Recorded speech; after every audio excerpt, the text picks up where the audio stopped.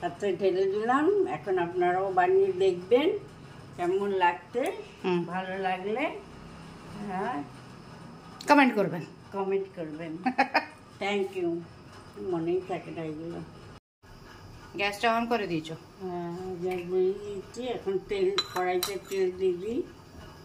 কী তরকারি বানাবো এখন? পাঁচ তরকারি বানাবো। পাঁচ তরকারি মানে কুমড়া, বেগুন, আলু দিয়ে একটা তরকারি, বড়ি দিয়ে তরকারি বানাবো। আচ্ছা, পাঁচ মিশালো যেটাকে বলে। পাঁচ ফোড়ন দিব। ঘন্টা অমনি শুকনো লঙ্কা, তেজপাতা গরম হলে দেবো। লঙ্কা, তেজপাতা, শুকনো লঙ্কা ফোড়ন দিয়ে দেবো।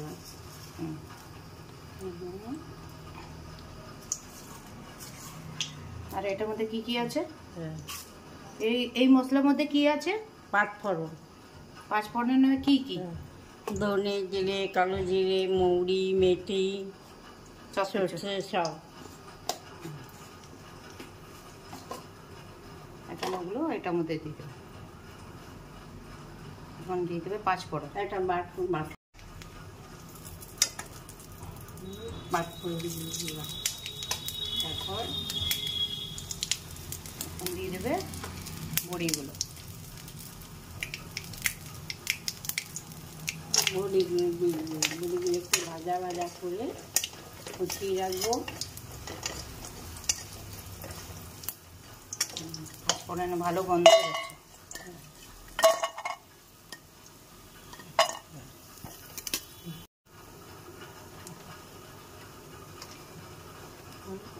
কুমড়া, আলু, বেগুন আর কিছু দিতে পারে। কেউ বরবটি দেয়, তরুই দেয় বা ঝিঙ্গা দেয়, দিয়ে একদম মিক্স তরকারি। মিক্স করে একটা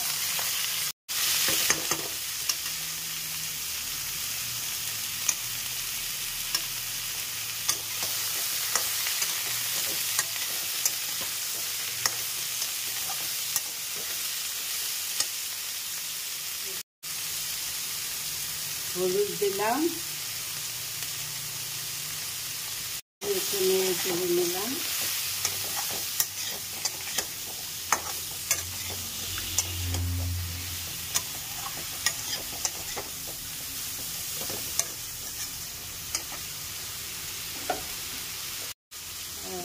নুন দিলাম।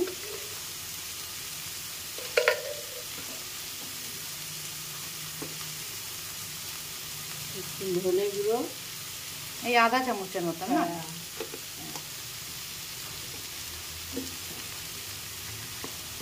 আর একটু জিরা গুঁড়ো,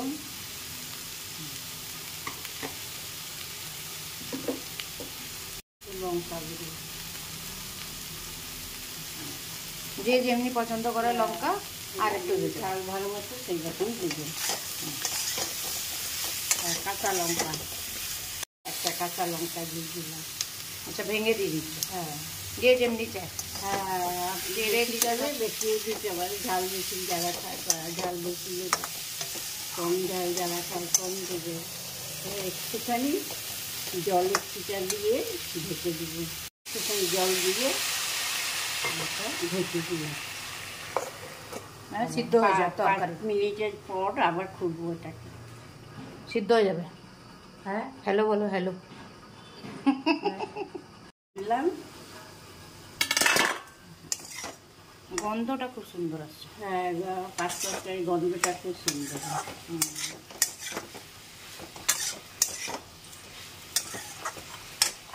বড়িটাও ঢেলে দিলাম।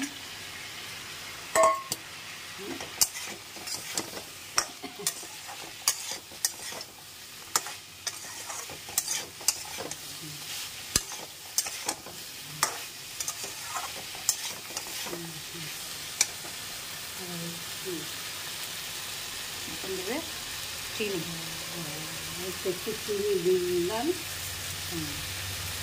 চিনি না দিলে স্বাদ হয় না।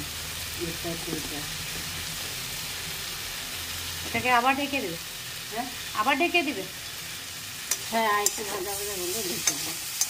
ভাজা ভাজা হোক, একটু জল দিয়ে ঢেকে দেবো। কেন তরকারি তো একটু জল না দেবো। মেনু আনলে জলটা বেরিয়ে যেত খালি কুমড়া আলু না ভাজা ভাজা করে আবার একটু এমনি করেই তো পালং শাক দিয়েও তো সব কিছু বানায় না যেমনি ওই যে দুর্গা পূজাতে খিচুড়ির সাথে যে তরকারিটা দেয় হ্যাঁ হ্যাঁ তাই না? সব মিক্স করে তরকারিটা বানাই।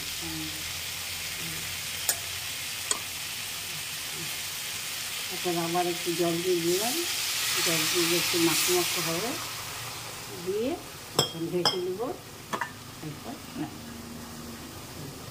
ঢেকে দেবো সিম করে সিম করে ঢেকে দেবো। আর 5 মিনিট পরে আবার খুলে ব্যাস আবার ভাজা ভাজা করলেই হয়ে যাবে তরকারি।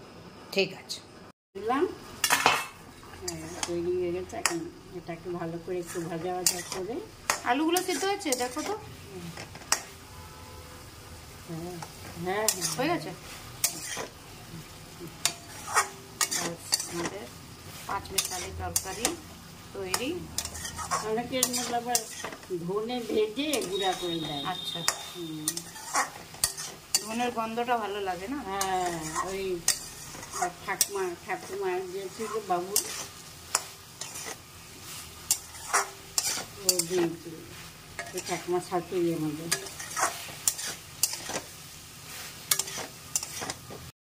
আচ্ছা হয়ে গেছে। এখন নামিয়ে দেবেন। একটা পাত্রে ঢেলে দিলাম।